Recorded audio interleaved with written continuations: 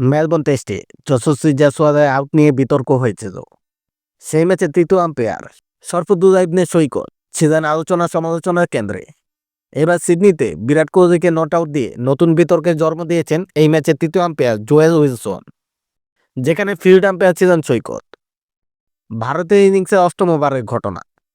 Scott বোল্যান্ডের of স্ট্যাম্পের বাইরে length ডেলিভারিতে খেলতে গিয়ে এজ হয়ে দ্বিতীয় স্লিপের দিকে ক্যাচ তুলে দেন কোহলি। ডান দিকে ঝাঁপিয়ে পড়ে বল হাতের মুঠোয় নেওয়ার চেষ্টা করেন স্টিভ স্মিথ, তবে হাতে জমাতে পারেননি তিনি। তার হাতে লেগে বল চলে যায় গাজী অঞ্চলে থাকা লাবুসেনের হাতে।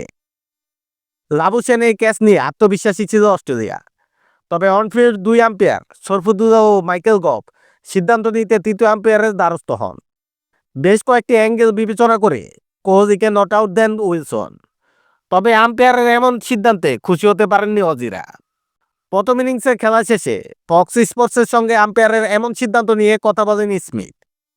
এ প্রসঙ্গে স্মিথ বলেন, 100% নিশ্চিত ওটা ক্যাচ ছিল, অস্বীকার করার সুযোগও নেই, 100%ই ছিল, কিন্তু সিদ্ধান্তটা শেষ পর্যন্ত আম্পায়ারেরই।